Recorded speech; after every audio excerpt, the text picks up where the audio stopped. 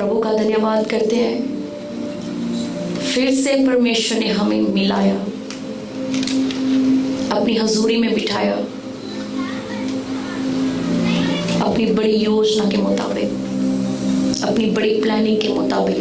हम जानते हैं सभी कि क्रिसमस बस 2 दिनों बाद क्या है, क्रिसमस है। क्या आप तैयार हैं क्रिसमस के लिए? जो काम परमेश्वर चाहते हैं कि आप करें, परमेश्वर के वचन को फैलाएं, क्या आप कर रहे हो? क्या आप बता रहे हो उन लोगों को कि परमेश्वर मुक्तिदाता पापियों के लिए जन्मा? हालेलुया। सो हम परमेश्वर के पाक कलाम में चलेंगे। न्यू टेस्टामेंट,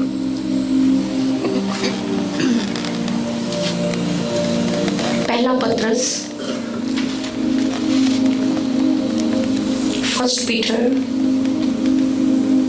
चैप्टर नंबर 4, 4 अध्याय।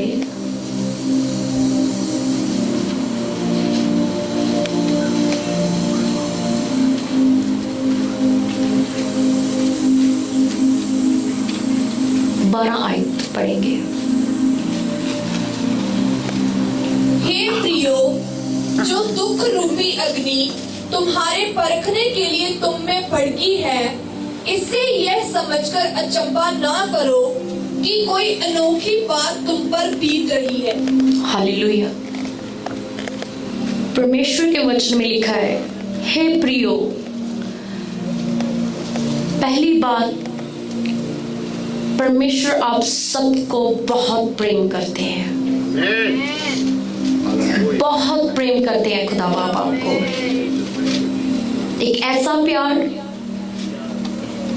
जिसमें कोई लालच नहीं है, निष्कपट प्रेम। परमेश्वर का जो प्रेम अपने लोगों के लिए है वो निष्कपट है। आप आंखें बंद कर कर अपने परमेश्वर पर भरोसा कर सकते हैं। अगर आपका भरोसा अपने परमेश्वर के ऊपर है तो फेथ करें, परमेश्वर जिस तरफ आपको लेकर जाएगा वो रास्ता, वो वे, वो डेस्टिनी आपके लिए परफेक्ट है, ब्लेस्ड है। लेकिन जो डेस्टिनी है, वो जो परमेश्वर ने आपके लिए रखी हुई है, उस डेस्टिनी तक पहुंचने के लिए जो अभी हमने वचन पढ़ा उसमें लिखा है, हे प्रियो, जो दुख रूपी अग्नि तुम्हारे परखने के लिए तुम पर भड़की है।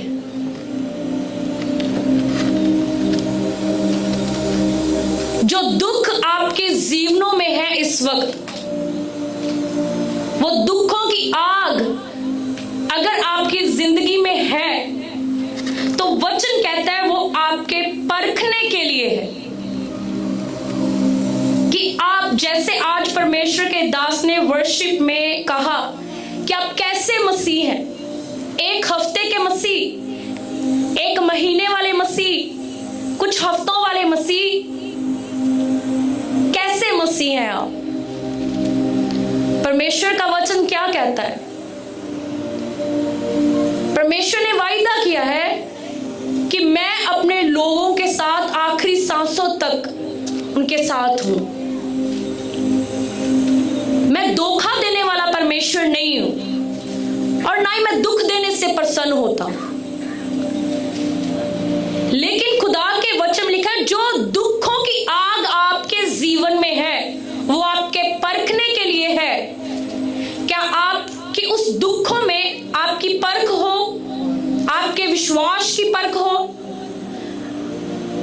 पता चले कि आप कितने मजबूत हैं मसीह में और कैसा प्रेम है आपका अपने मसीह के साथ।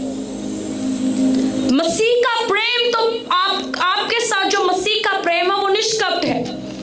क्या वैसा ही प्रेम आप अपने परमेश्वर को करते हैं कि नहीं, ये दुखों में पता चलता है। ये विपतों में पता चलता है, ये बीमारियों में पता चलेगा, ये कमियों में पता लगेगा। जो कमियां आपके जीवन में नजर आती हैं, जो दुख आपके जीवनों में नजर आते हैं, उन दुखों, उन मुसीबतों में पता लगेगा कि आप सच में उसके ट्रू फॉलोअर हैं। जब हम रसूलों के कर्तव्य, प्रेरितों के काम पढ़ते हैं, एक्ट 5 में भी उसकी 29 और 25 में लिखा है, पतरस ने उस जगह पर कहा, मनुष्यों की आज्ञा से बढ़कर परमेश्वर की आज्ञा का पालन करना ही हमारा कर्तव्य है। जब आप सच्चा ट्रू प्रेम परमेश्वर के साथ करते होंगे तो आप परमेश्वर को अपने जीवन में पहला स्थान देंगे। पहला स्थान देने का मतलब यह है, कुछ भी हो जाए आप वचनों की आज्ञाकारी करेंगे। कुछ भी हो जाए, अगर सामने लॉस दिख रहा है, अगर कुछ टूटता नजर आ रहा है, कुछ छूटता नजर आ रहा है, आप टूटते छूटते लॉस के तरफ नहीं देखेंगे। तब आपका निशाना, आपकी सोच, आपकी फीलिंग्स, आपका हार्ट जो धड़क रहा है वो वचनों के लिए धड़केगा, वो परमेश्वर के लिए धड़केगा। हम एक जगह पर परमेश्वर के वचन में पढ़ते हैं, जब प्रभु कहता है who is my true lover, मेरा सच्चा प्रेमी कौन है? वो मेरा सच्चा प्रेमी है जो मेरे वचनों को सुनता और उसको मानता और उस पर चलता है। केवल सुनने वाला परमेश्वर का सच्चा प्रेमी नहीं है, प्रभु का ट्रू फॉलोअर नहीं है, बल्कि वो ही सच्चा प्रेमी है, वो ही ट्रू फॉलोअर है प्रभु का। वो ही कह सकता है कि मैं यीशु का चेला हूं, मैं यीशु के पीछे चलती हूं या चलता हूं, जो उसके वचन को पढ़ता है और उस पर चलता है, पढ़कर सुनकर उसको मान लेता है कि अब अगर मुझे चलना है तो इसी के ऊपर चलना है, चाहे जैसी मर्जी वो आग मेरे आगे आ जाए। सद्रक, मेशक, अबदनगो को मैं याद करती हूं। हम तो इस जगह दुख रूपी, या क्या लिखा है 12वीं आयत में लिखा, जो दुख रूपी अग्नि तुम्हारे परखने के लिए तुम में भड़की है। इससे यह समझकर अचंबा ना करो कि कोई अनोखी बात तुम पर बीत रही है। वाह, व्हाट अ वंडरफुल वचन, कितना कितना अच्छा वचन है अगर आपने अच्छी तरह पढ़ा और समझा है। ये जो दुखों की आग अगर आज आप पर है, ये आपके परखने के लिए, और इस आग को देखकर, इस दुख को देखकर, इस विपदा को देखकर वचन कह रहा है अचंबा मत करो। ये कोई नई बात नहीं हुई, ये कोई नई बात नहीं है। अगर आज पर दुख आ गए, आपको अच्छी तरह से मालूम होना चाहिए, हर बार याद रखना, हर बार याद होना चाहिए कि हमारे प्रभु ने इन दुखों की आगों में से ही निकलकर पिता की इच्छा को पूरा किया है। हमारे प्रभु ने सिर्फ इमोशनली अटैक्स नहीं अपने ऊपर लिए, उनके शरीर पर भी अटैक हुए, उनके शरीर के ऊपर ताड़ना हुई, मारा गया, कूटा गया, बेपत किया गया, वो सब कुछ सह लिया मेरे प्रभु ने। हालेलुया। जब सद्रक, मेशक, अबदनगो को देखते हैं, ये तो दुखों की आग की बात हुई, उनके जीवन में रियली आग में मौत थी, उनके आगे मौत खड़ी हो गई थी उनके आगे। वो चूज कर सकते थे, वो अपने आप को बचाने के लिए वचन को छोड़ सकते थे, वो झुक सकते थे शैतान के आगे, उस आग के आगे कि आग, हम तेरे आगे झुकते हैं, तू हमें मत मार। लेकिन उन्होंने क्या कहा? कॉम्प्रोमाइज नहीं करा, वचनों के साथ कॉम्प्रोमाइज नहीं किया उन्होंने। क्या था उनके जीवन में? ओबीडियंस थी वचन की, आज्ञाकारी थी वचनों की, वचनों के वो अधीन थे, तो आग भी उन्हें जला नहीं सकी। वो दुखों की आग आपको जला नहीं सकती अगर वचन की अधीनगी है। वचन क्या कहता है? वचन हमें प्यार करना सिखाता है, सहना सिखाता है। वचन कहता है मत कुड़कुड़ा, जब तू सेवा कर तो बिल्कुल निष्कपट होकर कर, कोई इच्छा तेरी ना हो, उस सेवा में तेरे पिता की यहोवा की इच्छा हो, तू खुशी से कर। हालेलुया। लिखा इससे यह समझकर अचंभा ना करो कि कोई अनोखी बात तुम पर बीत रही है। आगे पढ़े। पर जैसे जैसे मसीह के दुखों में सहभागी होते हो आनंद करो, जिससे उसकी महिमा के प्रकट होते समय भी तुम आनंदित और मगन हो। हालेलुया। लिखा पर जैसे जैसे मसीह के दुखों में सहभागी होते हो, ये जो दुख है अगर आपके जीवन में है आज, क्योंकि याद करो प्रभु दुखों में से होकर आनंद में पहुंचा, आपको भी दुखों में से होकर कलेश को उठाना पड़ेगा। मसीहों को इन कलेशों में से होकर, इन दुखों में से होकर आपको उस आनंद तक पहुंचना है। यही रास्ता है, यही एकमात्र रास्ता है कि दुखों की सलीब को उठाकर, परेशानियों की सलीब को उठाकर आपको उस आनंद, उस जॉय तक पहुंचना है। हालेलुया। अगर आज लिखा है कि पर जैसे जैसे मसीह के दुखों में सहभागी होते हो आनंद करो। जब हम याकूब की पत्री पढ़ते हैं वहां पर भी पहले चैप्टर में लिखा, जब आप नाना प्रकार के परीक्षाओं में पढ़ो तो पूरे आनंद की बात समझो। आपको मजबूत होना पड़ेगा अपनी परीक्षाओं में, अपनी ट्रायल्स में। वचन को याद रखना हमेशा। उन समय में, उन ट्रायल्स में आपने वचन को पकड़ लेना है कि मेरे से वचन ना छूट जाए। ऐसा ना हो कि मैं वचनों की उल्लंघना करूं। अगर आज मसीह के दुखों में आप सहभागी हैं तो आने वाले समय में जैसे प्रभु मुर्दों में से जी उठा, जिलाया गया, वैसे आप भी जिलाए जाएंगे। आप भी उस आनंद तक पहुंचेंगे।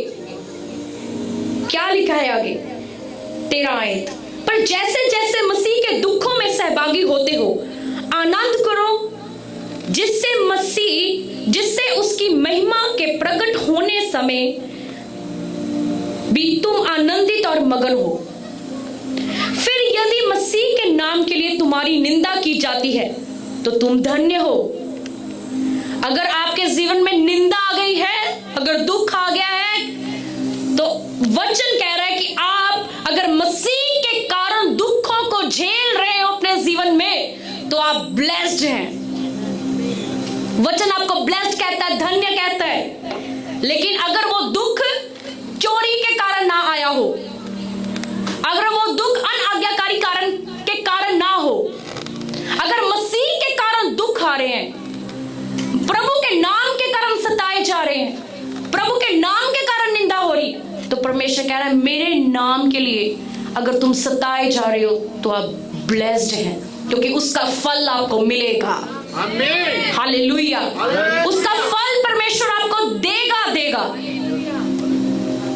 ऐसा हो नहीं सकता कि आप मसीह के कारण सताए गए हो, मसीह के कारण आपको कोई निंदा सहनी पड़ी है, दुख सहना पड़ा है और प्रभु वो देख नहीं रहा, वो देख रहा है आपको। हालेलुया। परमेश्वर के दास हर पल ये वचन उनके बहुत नजदीक है, वो हर वक्त उनके मुंह से ये वचन निकलते हैं कि मसीह में की गई किसी तरह की भी मेहनत कभी व्यर्थ नहीं जाती। वो आपको फल देता है अब जो उसमें आप मेहनत करते हो। मैं आपको बताना चाहती हूं, जो एक क्रिश्चियन लाइफ है, एक मसीह की लाइफ आज्ञाकारी से शुरू होती है।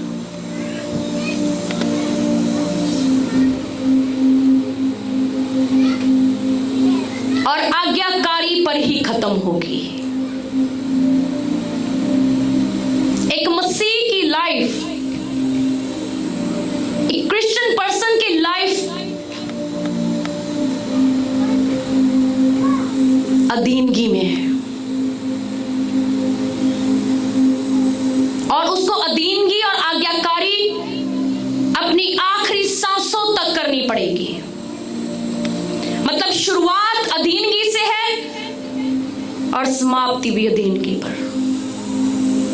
आप बिना अधीनगी, बिना आज्ञाकारी परमेश्वर से अपने फल को प्राप्त नहीं कर सकेंगे। आप स्पिरिचुअली ग्रोथ कभी भी नहीं कर पाएंगे। अगर आपको अपने आत्मिक जीवन में बढ़ना है तो पहली बात, पहला पॉइंट है, पहला स्टेप है, अपने आप को परमेश्वर के सरेंडर कर दो और अधीनगी में आ जाए, वचनों के, मसीह के अधीन हो जाए, वचनों के अधीन हो जाए, मसीह के आज्ञाकारी हो जाए और वचनों के आज्ञाकारी हो जाए। जब हम मरकुस पढ़ते हैं, मरकुस, mark chapter 8,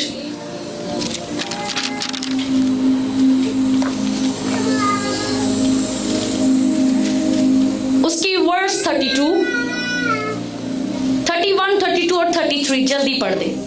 chapter number 8 verse number 31 से। तब वह उन्हें सिखाने लगा कि मनुष्य के पुत्र के लिए अवश्य है कि वह बहुत दुख उठाए और पुरनिये और प्रधान याजक और शास्त्री उसे तुच्छ समझकर मार डाले और वे 3 दिन के बाद जी उठे। उसने यह बात उनसे साफ साफ कह दी। इस पर पतरस उसे अलग ले जाकर झिड़कने लगा, परंतु उसने फिरकर अपने चेलों की ओर देखा और पतरस को झिड़क कर कहा, हे शैतान, मेरे सामने से दूर हो, क्योंकि तू परमेश्वर की बातों पर नहीं परंतु मनुष्यों की बातों पर मन लगाता है। इस जगह पे प्रभु ने बताया कि मेरे साथ क्या होने वाला है। मुझे अब बड़े दुखों को सहना है, लिए हम सब के लिए, इस जगह पर अभी जितने लोग बैठे इन सब के लिए, मेरे लिए प्रभु ने कहा तुम सब के लिए अब मुझे दुखों को उठाना है। और पतरस कहने लगा, प्रभु ऐसा ना हो। पतरस क्या कर रहा है? आज्ञाकारी के बाहर जाने लगा और परमेश्वर ने जो पिता ने उसे काम करने के लिए कहा था उसको पकड़े रखा, उन वचनों को अपने जीवन में पकड़े रखा। और पतरस को परमेश्वर ने कहा कि तू झड़का परमेश्वर। हालेलुया। जब हम इब्रानियों की पत्री पढ़ते हैं, Hebrew chapter number 5 verse number 8, ध्यान से मुझे सुने। उस जगह पर लिखा है, पुत्र होने पर भी, यहां पर प्रभु की बात कर रही, पुत्र होने पर भी उसने दुख उठा उठाकर आज्ञा माननी सीखी। किसकी बात हो रही है? प्रभु की बात हो रही है कि प्रभु यीशु ने उसका इकलौता पुत्र होने पर भी उस हर दुख को उठाकर अपने परमेश्वर की, अपने पिता की आज्ञा माननी सीखी और सिद्ध बनकर अपने सब आज्ञा मानने वालों के लिए सदा काल के उद्धार का कारण हो गया। वो पुत्र था, उसके पास सभी अधिकार थे, सभी ताकतें थी, सभी पावर्स थी, अथॉरिटीज थी। अथॉरिटीज होने पर भी उसने उस दुखों को उठाया और आज्ञाकार करते रहे। कैसे लिखा? आज्ञा माननी सीखी और सिद्ध बनकर अपने लोगों के लिए उस काल के उद्धार को आपको बचाया। क्या चीज उद्धार लेकर आई? यीशु की आज्ञाकारी, यीशु का आज्ञा को मानना। हालेलुया। आपको आज्ञाकार बनना पड़ेगा। अगर आप मसीह के अधीन हैं, शैतान कुछ भी नहीं कर सकता। अगर आप वचनों के अधीन हैं तो शैतान आपको छेड़ नहीं सकता, वो छू नहीं सकता, वो आप पर अटैक नहीं कर सकता। वो अटैक तभी कर पाता है जब आप आज्ञाकारी से बाहर आ जाते हैं, प्रभु के वचनों की आज्ञाकारी से बाहर, परमेश्वर की आज्ञाकारी से बाहर आ जाते हैं। जब आप आज्ञाकारी में बने रहते हैं तो खुदावंत की ग्रेस आपके ऊपर टिकी रहती है, वो छुटकारा आपके नजदीक होता है, वो ब्लेसिंग्स आपके नजदीक होती हैं। हालेलुया। मैं चाहती हूं कि नए साल में एंटर होने से पहले हम आज्ञाकारी करनी सीखें। वो आज्ञाकारी जो पहले दिन थी जब हमने मसीह को अपना उद्धारकर्ता माना। क्यों समा पड़ने पर हम आज्ञाकारी करनी छोड़ते हैं? क्यों कुछ महीनों बाद हम बदलना शुरू कर देते हैं? अपने आप को सेम रखें खुदा के वचनों के ऊपर। हालेलुया।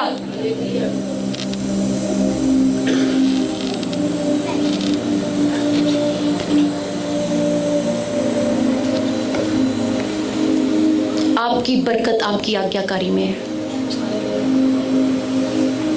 आपका छुटकारा सारा आज्ञाकारी में है। याद रखो, आपको वचनों की आज्ञाकारी करनी होगी, वचनों के अधीन होना पड़ेगा। कि बहुत समय निकल चुका है अपने ख्यालों की आज्ञाकारी में, अपनी इच्छाओं की आज्ञाकारी में।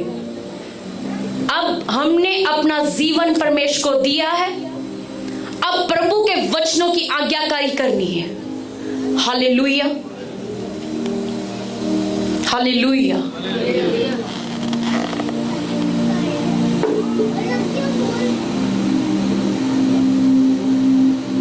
क्रिसमस है, बड़ा दिन है, आनंद का दिन है। क्या उस आनंद के दिन का रियल सीजन, क्रिसमस का रियल सीजन आपके अंदर उतर चुका है?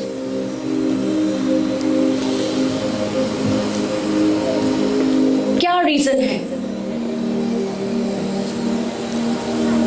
क्योंकि यीशु जन्मा, यीशु जन्मा, यीशु जन्मा।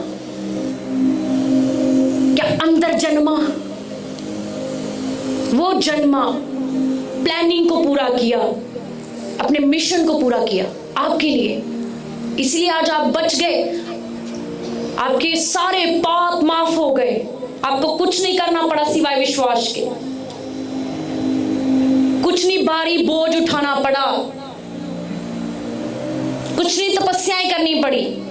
केवल उसके नाम पे उद्धार हो गया आपका, उसके नाम पर किया विश्वास आपको उद्धार दे के गया, सब माफ हो गए। कैसा वंडरफुल गिफ्ट है आपके लिए क्रिसमस पर आप।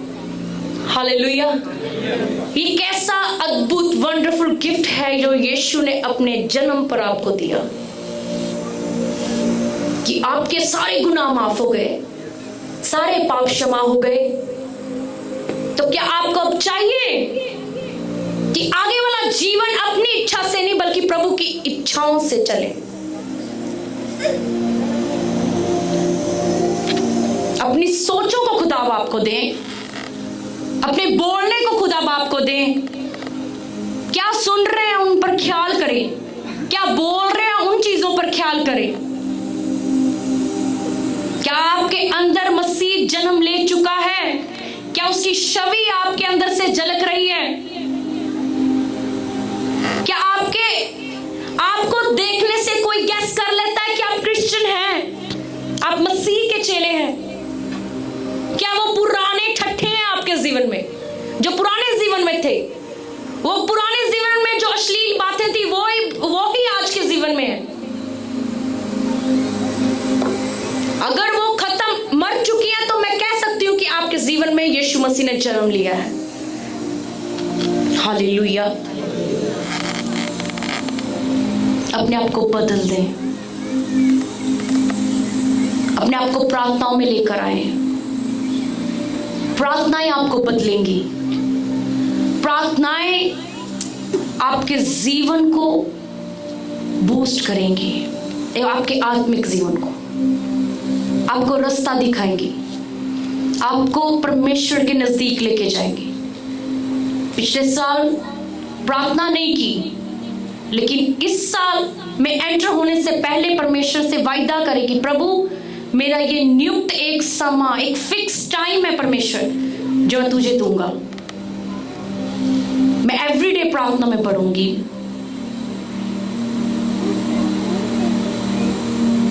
परमेश्वर किसी के लिए बोल रहा है।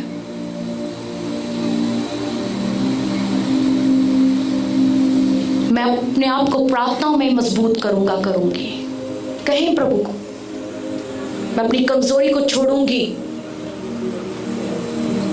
मैं एवरीडे बाइबल पढ़ूंगा, क्योंकि बाइबल पढ़ना, वचनों को पढ़ना, प्रार्थना करना आपके लिए बहुत बहुत जरूरी और कंपल्सरी है। यही चीजें आपको प्रोटेक्ट करेंगी शैतान के वारों से।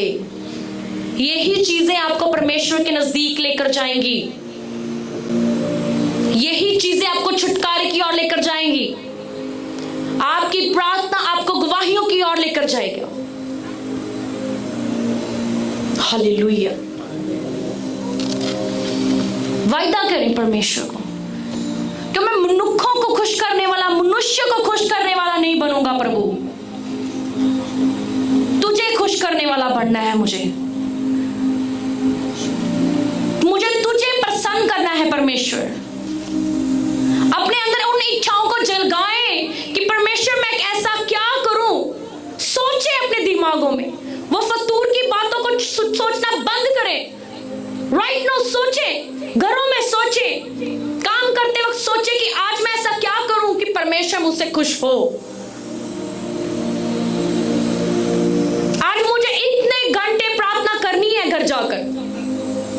शैतान पूरी कोशिश करता है आपको प्रार्थना से रोकना। उसे पता है जब आपने घुटने लगाए उसके हथियार फेल। जब आप झुक गए खुदावंत के आगे, जब आप आज्ञाकारी में आ गए प्रभु के, तो उसका कोई भी वार आपके जीवन में चलने वाला नहीं है। प्रार्थना में इतना प्रभाव है, इतनी ताकत, इतनी सामर्थ है, वो आपके घराने को छूती है।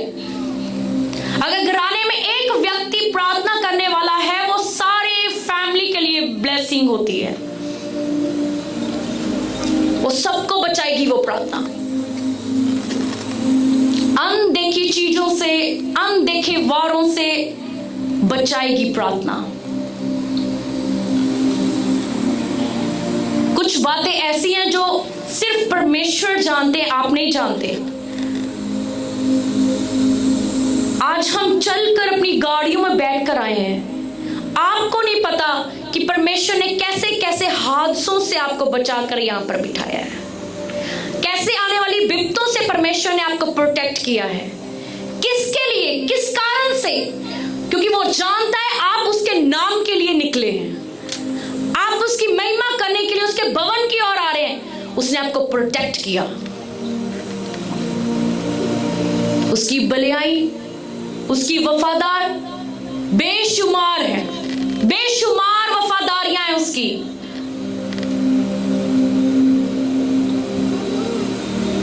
हालेलुया।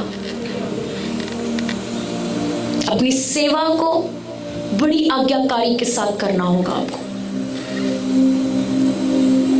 परमेश्वर का वचन कहता है आप एक दूसरे की रिस्पेक्ट करें, आदर करें। जो आप मिलकर सेवा करते हैं परमेश्वर के भवन में, एक दूसरे को अपने से ज्यादा आदर योग समझें। अपने सामने वाले की रिस्पेक्ट करना सीखें। आप इकट्ठे सेवा कर रहे हैं, फल आपको प्रभु देगा। प्रभु की निगाह में कोई बड़ा कोई छोटा नहीं है, आप सब बराबर हैं। चाहे जैसी भी सेवा आप उसके भवन में कर रहे हैं, फल आपको यीशु देगा। परमेश्वर लेकिन एक बात कह रहा है कि आप भाई भाई, बहन बहन एक दूसरे का आदर करें, निरादर की बातों को छोड़कर। तुच्छ ना जाने, सामने वाले को तुच्छ बिल्कुल ना जाने। क्या कहता है परमेश्वर का वचन? कहता है एक ही मुंह से तू मुझे धन्यवाद करता है और इसी एक ही मुंह से तू अपने भाई की निंदा करता है। क्या ऐसा धन्यवाद मैं रिसीव करूंगा? वो धन्यवाद कभी स्वर्ग तक नहीं जाएगा। ही धन्यवाद, वो ही प्रेज, वो ही तारीफ परमेश्वर पिता को जाएगी जो मुंह सिर्फ अच्छाई करती है, जो जुबान अच्छा बोलती है, जो जुबान किसी की निंदा नहीं करती। अपने आप को बदलना शुरू करें। हालेलुया।